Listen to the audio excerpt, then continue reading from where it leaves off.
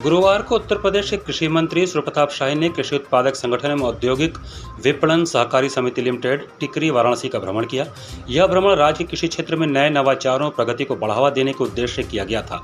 इस अवसर पर संगठन के सदस्यों और किसानों के साथ कृषि मंत्री का स्वागत गर्मजोशी से किया गया। भ्रमण के दौरान कृषि मंत्री ने संगठन द्वारा स्थापित विभिन्न महत्वपूर्ण परियोजनाओं और सुविधाओं का निरीक्षण किया।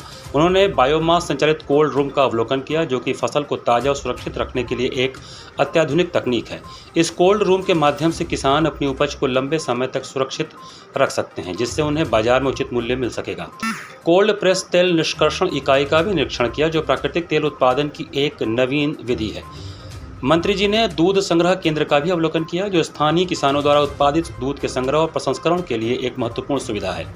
इस केंद्र के माध्यम से किसानों को उनके दूध का उचित मूल्य मिलता है और उन्हें अपने उत्पाद की बिक्री के लिए एक स्थिर बाजार भी प्राप्त होता है। इसके साथ ही उन्होंने मशरूम स्पॉन लैब का निरीक्षण किया, जो कि किसानों को मशरूम उत्पादन के लिए उच्च गुणवत्ता वाले स्पॉन उपलब्ध कराती है। भ्रमण के दौरान उन्होंने किसान प्रशिक्षण केंद्र का भी अवलोकन किया, जहां किसानों को उन्नत कृषि तकनीकों और नवाचारों के बारे में प्रशिक्षित किया जाता है। इस केंद्र के माध्यम से किसानों को नई तकनीकों का उपयोग करने के लिए प्रोत्साहित किया जाता है, जिससे वे अपनी कृषि उत्पादकता में वृद्धि कर सके। इस अवसर पर सूर्य प्रताप शाही ने राज्य के किसानों को समर्पित वेबसाइट www.upkisan.org का शुभारंभ किया। इस पोर्टल के माध्यम से किसानों को कृषि संबंधी जानकारी और नवीनतम तकनीकों की जानकारी प्राप्त होगी, जिससे न केवल उनकी खेती में सुधार होगा, बल्कि उनकी आय में भी वृद्धि होगी।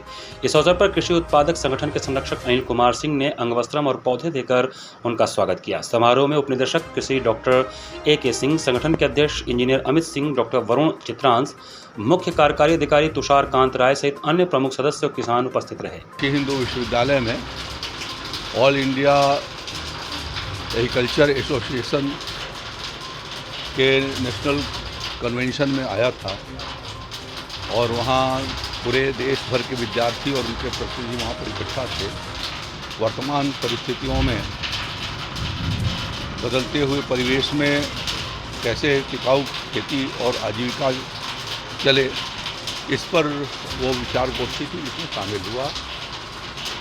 वहाँ अनेक विद्वान आए थे, उनके सामने मैंने कुछ रखा है कि क्लाइमेट चेंज को देखते हुए हमें क्लाइमेट रिसिलिएंट रिसर्च को बढ़ाना चाहिए। उस प्रकार की बिल्डिंग तैयार हमको करनी चाहिए, जिससे कि आने वाले भविष्य की चुनौतियों को हम समाधान कर सकें।